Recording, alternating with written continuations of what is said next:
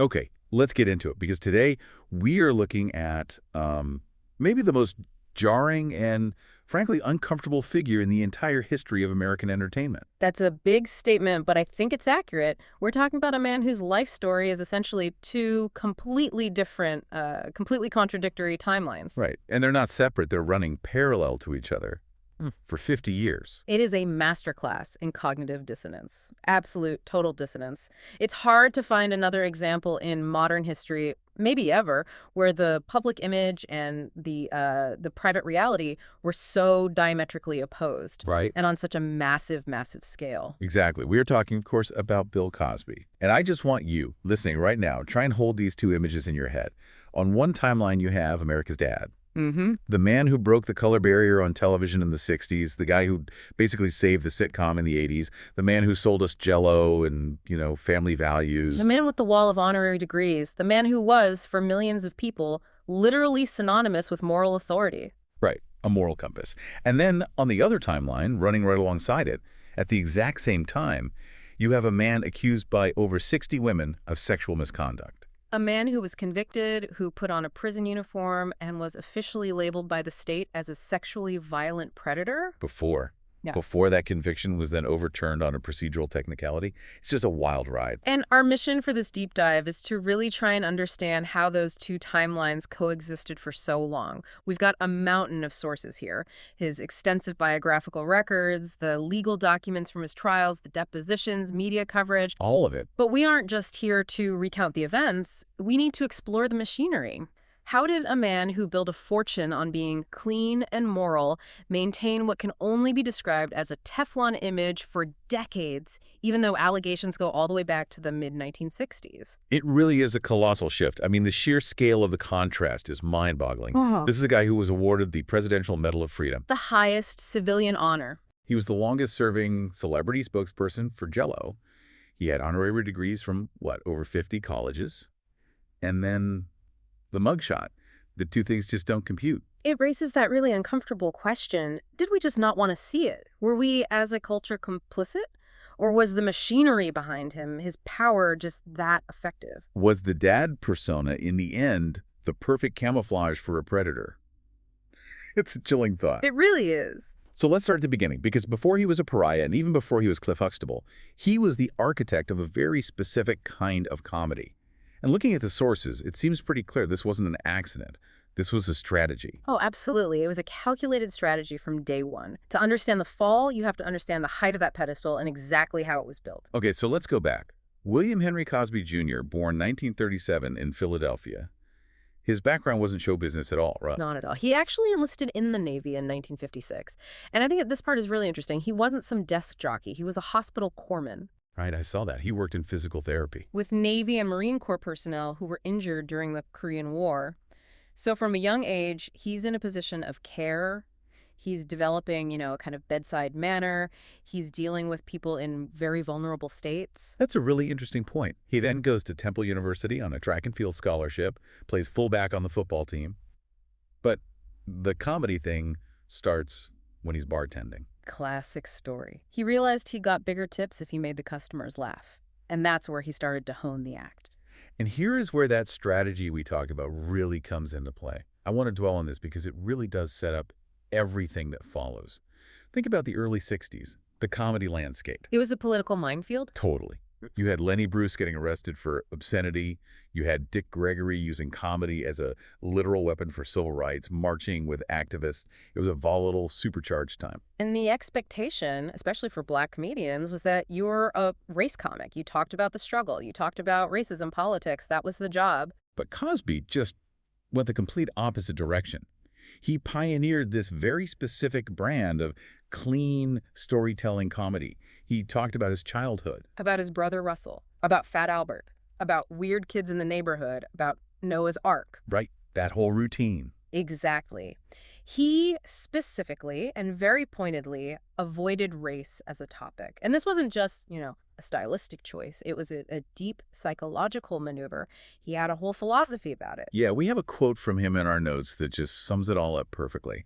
He said, "A white person listens to my act and he laughs and he thinks, yeah, that's the way I see it too. Okay, he's white, I'm Negro. And we both see things the same way. That must mean that we are alike. That was his theory of racelessness in comedy. By not talking about the things that made them different, he felt he was proving that the core human experiences, childhood fears, family dynamics, the monster under the bed, were universal. And from a business standpoint, this made him incredibly palatable to white audiences. It made him safe. Completely safe. He wasn't threatening. He wasn't making the white audience in the nightclub feel guilty about segregation. He wasn't challenging their politics. He was just making them laugh about dentists and go-karts. And crucially, this made him safe for television networks and, most importantly, for advertisers. And that safety is what allows him to break a massive, massive barrier in 1965. He gets cast in I Spy alongside Robert Culp. Yeah. This cannot be overstated. We look back now through a modern lens and think, okay, a black lead on a TV drama, that's great. But in 1965, it was revolutionary. It was. I Spy was the first weekly dramatic television series to feature an African-American in a starring role. Not a guest star, not a servant who says yes, sir, not a sidekick who carries the bags. An equal. An equal partner, an international spy who is arguably smarter, cooler, and more capable than his white counterpart. A Rhodes Scholar. But it wasn't a smooth launch, was it? The sources mentioned that when the show premiered, some affiliates just said no. Yeah, 4 stations in Georgia, Florida, and Alabama just flat out refused to carry it.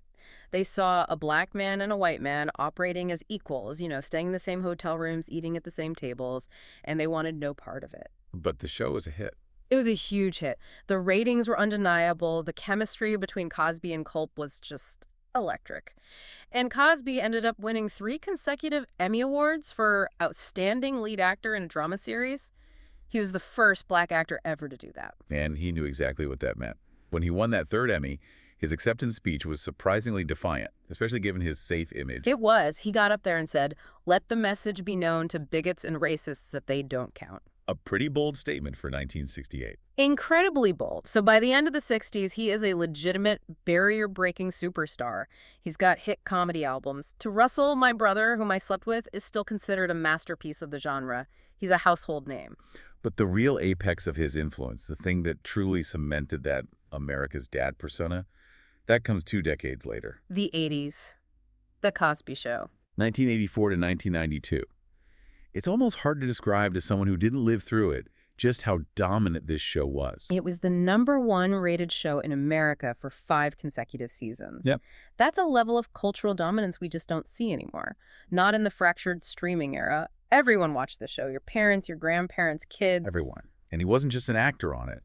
He had total control. He co-produced it. The plots were based on his own stand-up routines, his own family life.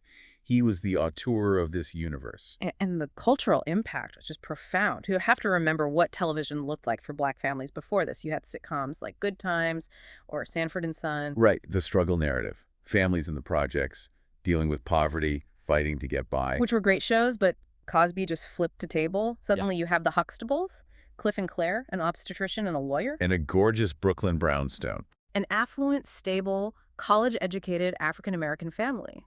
Their problems weren't about getting evicted. Their problems were about Theo's dyslexia, or Vanessa wearing makeup too young, or Rudy's goldfish dying. It challenged stereotypes just by existing. It presented a vision of black success and normalcy that had never, ever been the centerpiece of a #1 show. And it also mirrored his own life. By this point, Cosby wasn't just a comic. He was Dr. Cosby. He and his wife, Camille, had 5 children. They were wealthy, educated, philanthropic. He was basically playing himself, but with a medical degree. And that blurring of the lines is so key, isn't it? Cliff Huxtable was trustworthy, wise, funny, and a great loving father. And because Cosby played him so naturally, and because it seemed to mirror his real life, the public just assumed Bill Cosby was Cliff Huxtable. The character became the shield, the ultimate alibi. And that trust translated directly into cold, hard cash. This is what made him the ultimate pitchman, the ultimate spokesperson. I was looking at the list of brands he represented over the years, and it's just insane. Ford, Texas Instruments, the Red Cross, Kodak Film. The Coke campaigns. Have a Coke and a smile. Or when he was the face of the new Coke launch, which was a disaster, but his credibility was so high he survived it. He was everywhere. But the big one, the one everyone remembers, is Jell-O. The pudding pops. You can't even say his name without thinking of pudding pops. Even today, If you do an impression of Bill Cosby, you're probably talking about Jell-O. He was the spokesperson for Jell-O from 1974 all the way to 2002. That is nearly 30 years. It's the longest-serving celebrity spokesperson record for a single product. And he moved product. The sources say when they introduced Jell-O pudding pops with Cosby as the face, they did $100 million in sales in the first year alone. Wow, in the early 80s, that's a staggering amount of money. It's unbelievable. Advertisers literally pulled the public, and he consistently came back as the most persuasive and most familiar face in America. And this is a really critical piece of the puzzle we have to lock in. What's that? When you generate that kind of revenue, when your face is responsible for billions of dollars in sales for General Foods and Coca-Cola and Ford, you have a lot of protection. You have a lot of powerful people who are deeply invested in maintaining your clean image. It's not just about his personal popularity anymore. It's about the economy. He was an industry. He was an industry unto himself. If Bill Cosby goes down, stock prices might wobble. Ad campaigns worth hundreds of millions of dollars vanish. So the system, the whole machine, is incentivized to look the other way, to protect the asset. So we have the comic, the TV star, the pitchman. But there was this other layer to Cosby that he cultivated over the years, the scholar and the public moralist. Yes, this is another key part of the image. Cosby didn't just rest on his laurels as an entertainer. He went back to school. He earned a Doctor of Education degree and Ed.D. from the University of Massachusetts Amherst in 1976. And his dissertation, it wasn't some fluff piece or an honorary thing he just showed up for. The title is a mouthful, but it's important. It was called An Integration of the Visual Media via Fat Albert and the Cosby Kids into the Elementary School Curriculum as a teaching aid and vehicle to achieve increased learning. So he's not just making cartoons for kids. He's framing it as a serious educational tool, and he has the academic credentials to back it up.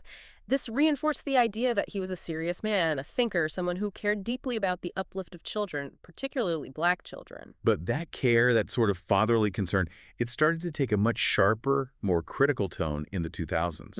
And we have to talk about the pound cake speech, because looking back on this moment now, knowing what we know, it's mind-boggling. This is a truly pivotal moment in the public timeline. It's May 2004. The NAACP is holding a gala to commemorate the 50th anniversary of the Brown v. Board of Education Supreme Court decision. A huge deal. A black tie event.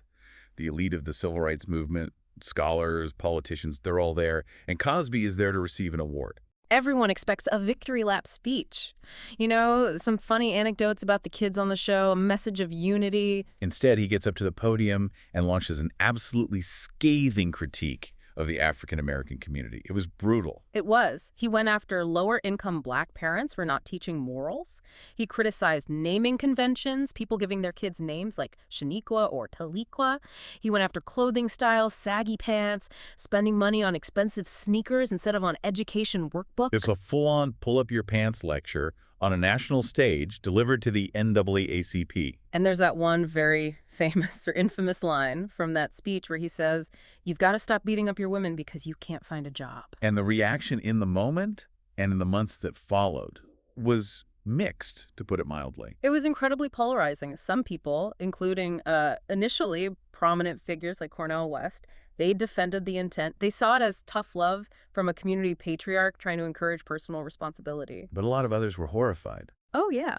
People like scholar Michael Eric Dyson wrote entire books arguing that Cosby was being classist, elitist, and completely ignoring the systemic factors, racism, poverty, lack of opportunity, that create the problems he was describing. But looking back now, the irony is just suffocating. Here he is standing on a podium lecturing people about morality, about personal responsibility, about beating up women, about how to raise children properly, and all the while, the shadow timeline is running at full steam. And this is where we have to pivot. Because while America's dad was lecturing the country about its moral failings, there was a history of allegations that had been quietly accumulating for decades. It's startling when you look at the dates laid out. The very first public allegation we can find dates all the way back to 1965. A woman named Christina Ruili. 1965, the same year I Spy premiered. The very moment he's breaking barriers and becoming a national hero, the pattern allegedly begins. And it's not like these stories never surfaced at all. They did. They were whispers. In the 80s, a woman named Joan Tarshies told her story to a reporter. In the 90s, the National Enquirer ran stories about him paying off women. but they never gained traction in the mainstream press. They just evaporated. Why? Was it just that he was too beloved? Too powerful? I think it was a combination of things. He was beloved, yes. He was incredibly powerful. He was famously litigious, so news outlets were scared of him. But also, you have to think about the media landscape back then. No internet. No internet, no social media. If the National Enquirer runs a story, a place like the New York Times or a major network might just ignore it because they consider it trash gossip. And without a way to connect, these women had no way to find each other. Each one thought she was the only one.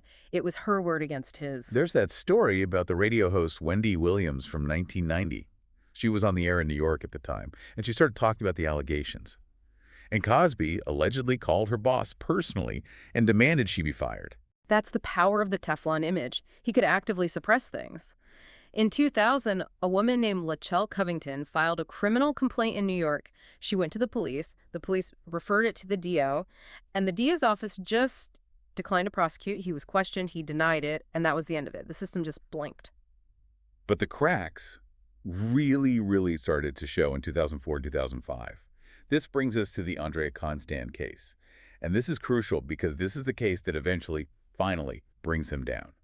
But it took 14 years. It's a long and winding road. Andrea Constand was the director of operations for the women's basketball team at Temple University, Cosby's alma mater.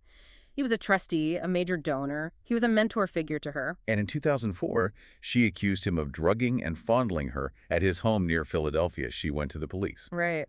And in 2005, the district attorney in Montgomery County, Pennsylvania, a man named Bruce Castor, looked at the case, and he issued a now infamous press release saying he would not file criminal charges. He cited insufficient, credible, and admissible evidence. And that decision not to prosecute in 2005 becomes the single most important hinge upon which his entire legal future turns. We'll get into the weeds of why later. But because there was no criminal trial, Constand did the only other thing she could do. She sued him civilly. Right. And civil court is a different ballgame. The burden of proof is lower. And in that civil suit, 13 other women, listed as Jane Does, were prepared to testify as witnesses to show a pattern of behavior. So the story was out there. Philadelphia Magazine even ran a big cover story in 2006 titled Dr. Huxtable and Mr. Hyde, and it detailed these allegations. Dr. Huxtable and Mr. Hyde. I mean, that's pretty direct. The information was absolutely in the public sphere in 2006. But then what happened? He settled. He paid Andrea Constand an undisclosed amount. We later learned it was $3.38 million. The Jane Does never got to testify. The deposition he gave was sealed by the court. And the world just moved on. He kept touring. He kept getting awards. He went on David Letterman. It's baffling. How does a major magazine in a major city call you Mr. Hyde? You settle a lawsuit with 13 potential witnesses, and your career just continues like nothing happened. It really speaks to the depth of that cognitive dissonance. People chose the lie because the lie was Cliff Huxtable. The lie was comfortable. The lie was Jell-O and funny sweaters. The truth was just too ugly. And frankly, I think society just wasn't ready to listen to women yet. There was no #MeToo. There was no Twitter to amplify their voices. So what changed? Because for decades, absolutely nothing stuck. And then, one night in October 2014, a comedian named Hannibal Buress stands on a stage in Philadelphia. The Hannibal Buress effect. It is a fascinating case study in how information travels in the modern age. Buress wasn't even doing, a huge televised special. He was just doing a stand-up set at a club. And he calls out Cosby explicitly. He mocks Cosby's moralizing, his pound cake speech. And he says, and I'm paraphrasing the source here, "You tell black people to pull their pants up. Yeah, but you raped women, Bill Cosby, so that kind of brings you down a couple notches." And then he looked at the audience and said, "Go home and Google Bill Cosby rape." That was the key. Someone in the audience filmed it on their phone. They uploaded it. And it went viral. And unlike in 2006, this time, you could not put the genie back in the bottle. It was like a dam broke. But Cosby's own PR team made it a million times worse. Do you remember the Mimi tweet? Oh, it was a catastrophic, all-time bad PR move. Right. Right as this Buress clip is spreading like wildfire, Cosby's official Twitter account posts a picture of him smiling and invites his followers to meme me. And the internet was like, okay, challenge accepted. But not with jokes about pudding pops. They just flooded it with memes about the allegations. Horrifying stuff. My favorite comedy routine is when you slip people drugs. It was a total backfire. And following that viral moment, the accusers started coming forward in waves. Famous women, Janice Dickinson, Beverly Johnson supermodels from the 70s and 80s. We went from whispers to a roar almost overnight. And then in July 2015, New York Magazine published that cover. The empty chair. It remains one of the most powerful and chilling magazine covers of the century. 35 of his accusers, sitting in chairs, looking directly at the camera, telling very similar, very specific stories, with one empty chair left to symbolize all the victims who still hadn't come forward. And the stories were just terrifyingly consistent. The sources all describe a specific MO, a modus operandi. He would befriend a younger woman, act as a mentor, Then offer a beverage, coffee, a glass of wine, some pills he'd call friends, spiking it with drugs, and then assaulting the victim while they were impaired or completely unconscious. It shifted the entire narrative from he said, she said, to this is a serial predator. The sheer volume, the consistency of the stories made it impossible to ignore. You can dismiss one accusation as a misunderstanding or a money grab, which was always his defense, but 60.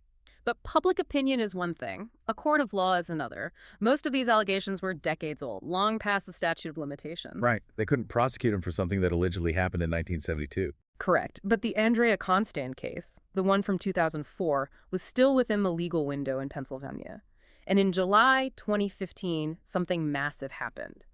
A judge agreed to unseal the documents from that 2005 civil suit, the one he settled. The smoking gun deposition. It's a smoking gun, because Cosby had given a deposition in that civil case. And in his own words, under oath, he admitted to obtaining Quaaludes. Methaquilon, a powerful sedative, a hypnotic. Right. It was a popular and very potent party drug in the 70s. And he admitted, on the record, to getting prescriptions for them with the intent of giving them to women he wanted to have sex with. He actually said he gave them to women the same as a person would say, have a drink. That admission changed everything. It wasn't just accusations anymore. It was his own testimony, confirming that he used powerful drugs to facilitate sexual encounters. And that deposition is what led the new district attorney in Montgomery County to reopen the Constand case and file criminal charges. Which led to the trials. The first one, in 2017, actually ended in a mistrial. It did. The jury was deadlocked. They couldn't reach a unanimous verdict after days of deliberation. For a moment, it looked like he might walk again. But the prosecution decided to retry him. And in the 2018 retrial, the judge allowed the prosecution to bring in 5 other accusers as prior bad act witnesses. Right, to establish that this was a pattern of behavior, a signature crime, not just a one-off mistake. And in April 2018, Bill Cosby was found guilty of 3 counts of aggravated indecent assault. And the sentencing was heavy. 3 to 10 years in state prison. He was classified as a sexually violent predator, which required lifetime registration and counseling. He was sent to a maximum security prison. He was in his 80s. He was legally blind by this point. And for all intents and purposes, it seemed like the final chapter. The powerful man was finally held accountable. His honorary degrees were stripped. His Kennedy Center honors and Mark Twain Prize were revoked. Reruns of The Cosby Show were pulled from the airwaves. His legacy was in complete and utter ruins. It seemed like justice, however delayed, had finally been served. But then, June of 2021, I remember seeing the news alert pop up on my phone and thinking it had to be a mistake. The Pennsylvania Supreme Court overturned the conviction and ordered him released from prison immediately. This is where we have to get really precise, because a lot of people were confused by this. And understandably so. It was not a finding of innocence. Let's be very clear about that. Okay, we need to break this down, explain it like I'm 5. How does a convicted man, a jury found guilty, just walk free on a process violation? It all goes back to that district attorney, Bruce Castor, back in 2005. Remember when I said Castor issued a press release declining to prosecute Cosby? Yes. He said there wasn't enough evidence to get a conviction. The Pennsylvania Supreme Court ruled that this public press release acted as a kind of sovereign edict.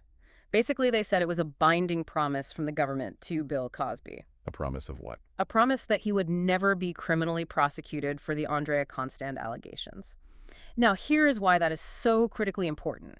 In the United States, you have the Fifth Amendment right against self-incrimination. I plead the 5th. Exactly. You can refuse to testify in any proceeding if you think your answers might be used to get you arrested and charged with a crime. But if the government formally promises they won't prosecute you, then you have no fear of arrest. And if you have no fear of arrest, you lose your right to plead the 5th. You have to answer the questions in a civil suit. Oh, I think I see. So because D.A. Castor promised not to charge him with a crime. Cosby's lawyers couldn't tell him to plead the Fifth in Andrea Constand's civil lawsuit. He was forced to testify. And that's where he gave the deposition about the Quaaludes. That's exactly it. Cosby relied on that promise of no prosecution. He sat down for that deposition, thinking he was safe from jail, and he gave up the incredibly damaging information about obtaining and giving drugs to women. But then, a decade later, a different prosecutor used that very deposition against him to put him in jail. And that is the due process violation. The court ruled that the government essentially pulled a bait and switch. You can't induce someone to waive their constitutional rights by promising them immunity and then turn around and use their words to convict them later. It violates the concept of fundamental fairness under the Fifth and 14th Amendments. So because of that procedural error from 2005, the 2018 conviction was vacated, and he is barred from ever being prosecuted again on those specific charges. He walked out of prison a free man, legally, but I think it's crucial to stress that legally free is not the same thing as socially exonerated. Which brings us to the legacy, because now we are left with this fractured, complicated history. We have the civil judgments, like the Judy Huthe case in 2022. Right. Judy Huthe accused him of sexually assaulting her at the Playboy Mansion back in 1975, when she was just 16 years old. And in 2022, a civil jury found him liable and ordered him to pay her $500,000 in damages. So that is a court of law saying on the balance of probabilities he did it, even if it's in civil court. And then there's the cultural debris.